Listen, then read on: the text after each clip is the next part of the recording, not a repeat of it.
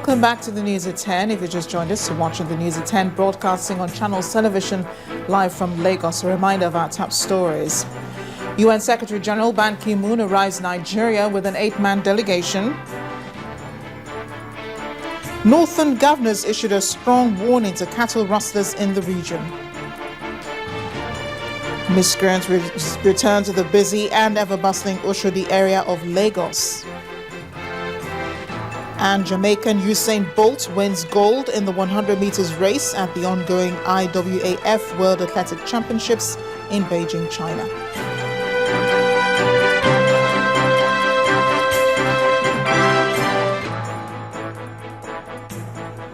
Remember that all our top stories can be found on our websites, channelstv.com and on youtube.com/channels, where you can watch our videos.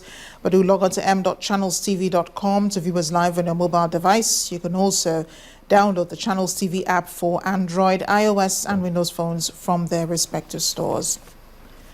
We also encourage you to please interact with the Channels Eyewitness feature in the Channels TV app on the Android, iOS and Windows platforms. If you have pictures or videos that you'd like to share with us, tap the application on your device, swipe to reveal the Eyewitness menu and follow the instructions. Speaking of which, here are a few reports sent in to our Eyewitness portal. We begin with this one from Rupokoku community in Port Harcourt, the River State capital, showing a man hanging from an electric pole. He was said to have been electrocuted while performing an illegal connection. And from Ele Poli Road in Ibadan, the Oyo State capital, comes our next report of the road nearly cut in half because of a gully erosion. Our Eyewitness reporter is appealing to the state government to fix the road to ease movement. Staying with roads is this one. Our Eyewitness reporter says connects Rivers and Abia states. He says the road has been like this for some time now. Reports say commuters spend over 5 hours trying to travel a distance of 1 kilometer. Travelers are appealing to the government of both states to fix it on time. And finally is this photo of a flooded road in the Ikotegbeda area of Lagos. Our Eyewitness reporter says this is so because of bad drainage. He appeals to the state governments to expand the drainage to forestall future occurrence. Thank you for sending in those pictures, and please remember that you too can join our teeming number of Eyewitness reporters from across the world. All you have to do is download the Channels TV free app. And on to our lead story now. The United Nations Secretary General Mr. Ban Ki-moon has urged Nigerian state governors to use the Sustainable Development Goals built for adoption by world leaders in September as basis for governance. Mr. Ban said Nigeria occupies a central place in the Committee of Nations, and state governments play a crucial role in realizing the people's developmental aspirations. Our correspondent Omelogo Nadi reports.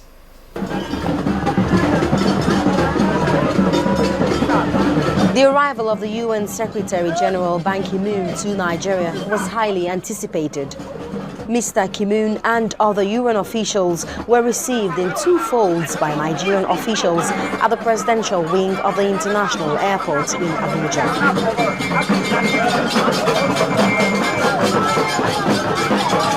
For a 2-day visit with an activity-packed itinerary, Mr. Ki-moon headed off to the nation's capital for a meeting with state governors within minutes of his arrival.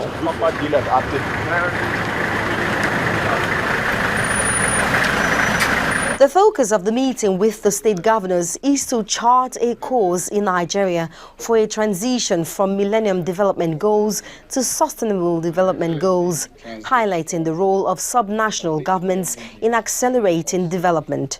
The UN Secretary General said state governments are crucial to this new era of sustainability, which Nigeria cannot afford to take for granted. You understand the people's challenges and aspirations.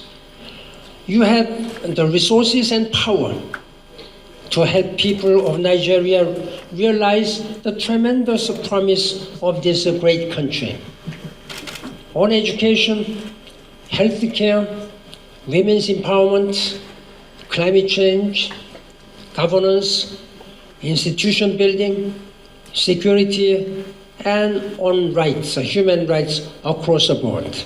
I hope you will use these Sustainable Development Goals as the basis of your governance in respective of your provinces.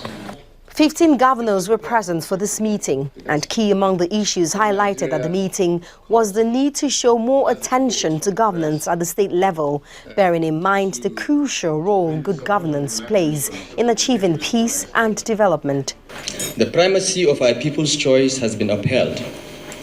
The prospects for national unity have been enhanced, and the arrival of a new purpose to governance is manifest. With the way our Constitution has rightly devolved responsibility for matters like health, education, and agriculture to the states, the country can only truly succeed if the states are also successful. This meeting is a dialogue between the state governors and the United Nations as a body to seek out ways of collaboration for social and economic development that hold human rights in perspective. This will also be followed by meetings with key business actors in Nigeria, the diplomatic corps and the presidency. Omelogo, Nadi Channels Television News. The federal government has again reassured Nigerians that with the mechanism put in place, insurgency will be brought to an end in 3 months. Special Advisor to the President on Media and Publicity, Mr. Femi Adesina, re-echoed this at a reception organized in his honor in Osun State. Adesina told journalists that all criticism by the opposition will not cause the Buhari administration to lose focus. Rather, it would help propel the president to deliver on all promises made to Nigerians. The president has been elected for 48 months. He has spent about 3. These are just early days. The deadline to defeat insurgency is December this year. And you will recall that the president first promised that the insurgency will be defeated in 18 months. That was the promise he made in the US in July. But now he has changed it to December this year. The president himself said it, that he knows they call him about go slow, but that he will be slow and steady. There is still a lot of truth in that saying. Slow and steady wins the race. And those that run too fast at times can stumble.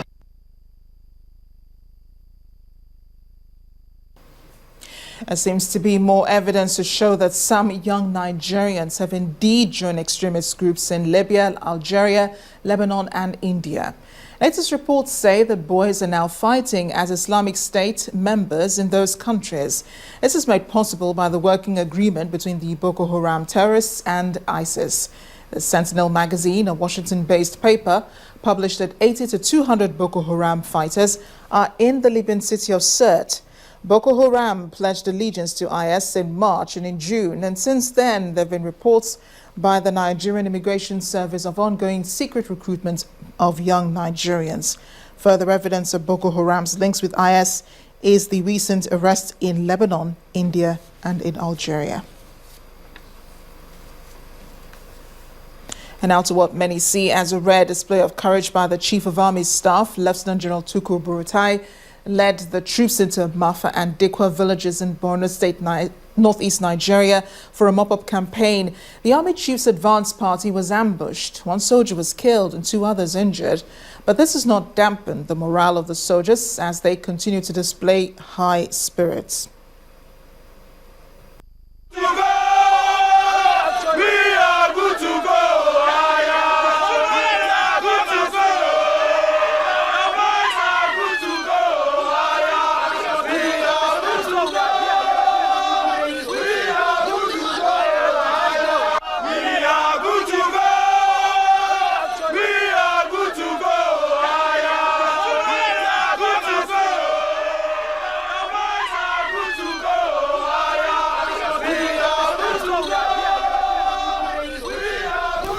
Those were the soldiers earlier, highly motivated. Joining me now on the news at 10 is a retired intelligence officer, Colonel Ola Majoriogbe. Thank you for joining us on the news at 10. It's my pleasure. And what's your immediate reaction seeing that the Army Chief himself is leading troops to the war front? Well, I take that with a pinch of the salt, so to speak. I do not have all the facts, but I've watched the television, I've read in the newspapers what they said happened. It is not usual in the kind of training and tactics that we have for the number one soldier to be there up front in battle. It's totally unusual. Same thing in the United States, same thing in France, in Germany, and all of that. So I do not know the circumstances which led to the Chief of Army Staff himself getting involved in this battle. But I want to hazard a guess. I believe that the Chief of Army Staff had some kind of business in that area, maybe wanted to go somewhere in that region, and the intelligence chaps told him, no, we are not going because we have credible intelligence that Boko Haram elements are all over the place. And then he probably said, I'm not going to be stopped by any Boko Haram, so I am going.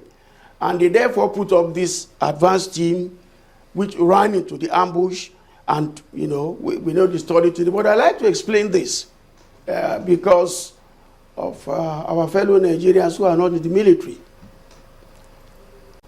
The Joint Multinational Task Force is under the command of a Nigerian Major General.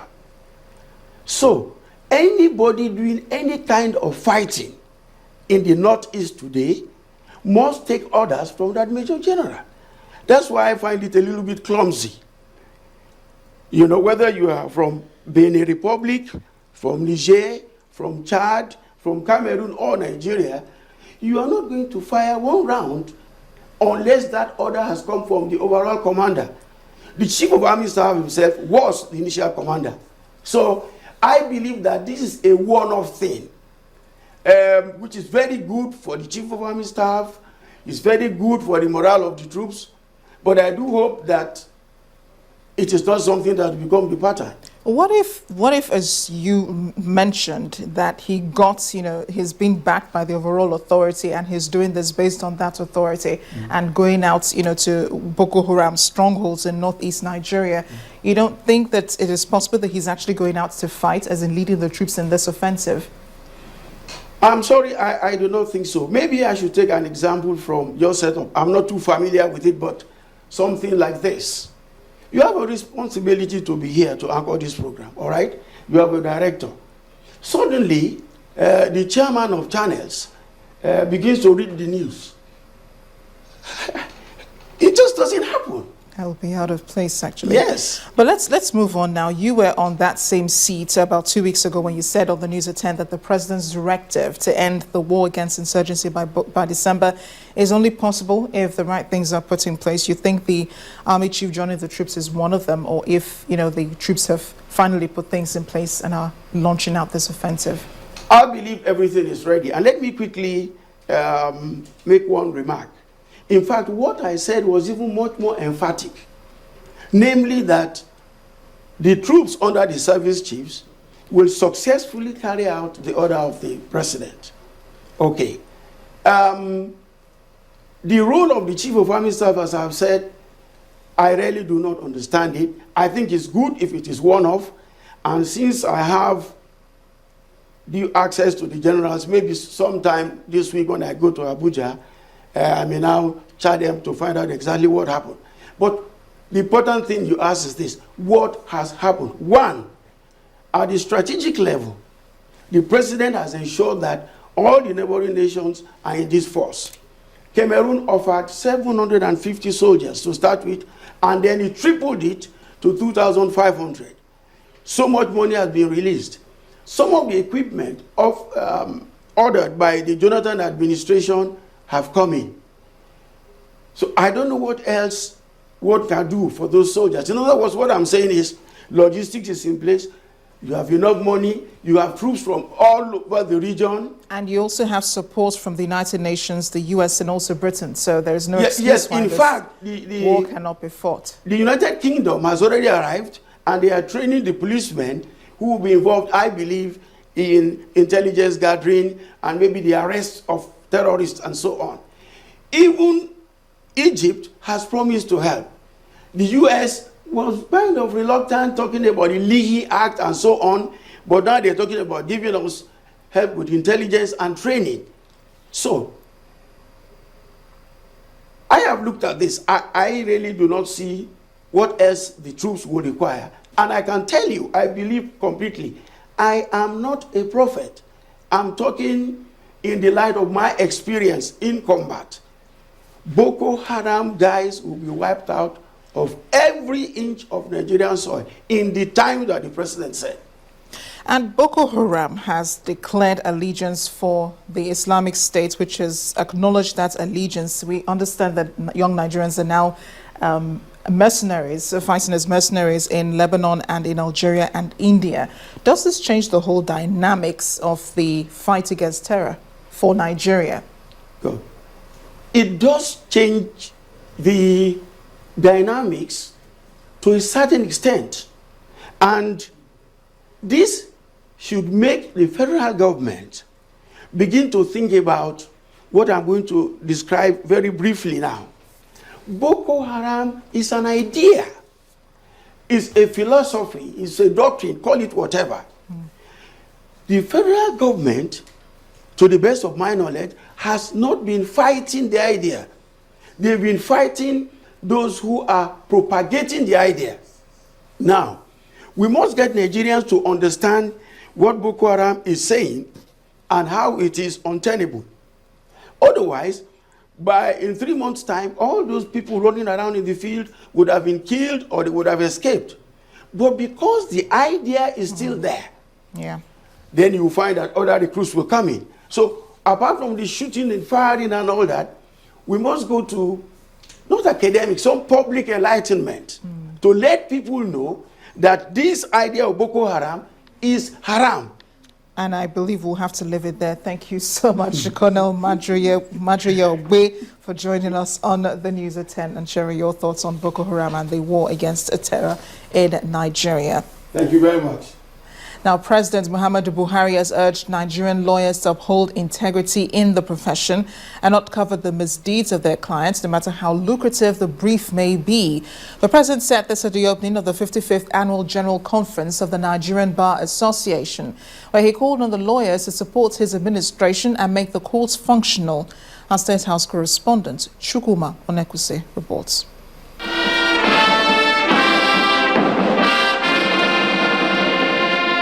Annual General Conference, 55th edition of the Nigeria Bar Association, will attract over 8,000 legal luminaries from all over the country.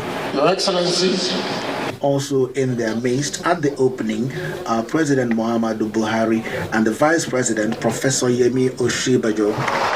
President Muhammadu Buhari. The president is convinced that lawyers have a great responsibility in this dispensation more than ever before, urging them not to cover up anybody in the fight against corruption, which he describes as a violation of human rights. President Buhari said courts must be made to be functional, urging the lawyers to abide by the ethics of their profession. We need to make our courts functional and effective again.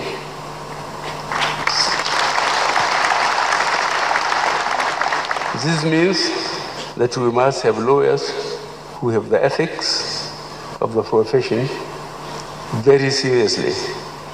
Lawyers who will not frustrate the cause of justice, even though they defend their clients with all legitimate means and resources. He acknowledged the role of the NBA during the elections, saying that the nation is indebted to them. Chairman of the occasion is the Chief Justice of Nigeria. He observed that the theme, Lawyers and National Development, is coming at the right time. His interest is that lawyers should avoid delays in prosecution of cases. To ensure that our judicial officers are kept alert, their responsibilities, the National Judicial Council constituted a judicial inspection monitoring committee for on-the-spot assessment of judicial officers on duty. We also continue to fish out and discipline indolent and lazy judges by showing them the way out of the system. We must also acknowledge and praise those judges who are diligent and hardworking. The Nigerian Bar Association brought a keynote speaker from Kenya who praised Nigeria's exemplary transition to power. His topic is Transforming Judiciaries in Africa, Lessons from Kenya. President of the Nigeria Bar Association listed his achievements so far since he took over. His stand is that there should be a whistleblower that will expose corrupt judges to better the judicial system and the Nigerian people. We'll take our role in society very seriously, and I will do all within our powers to defend the rule of law, because that is our mantra.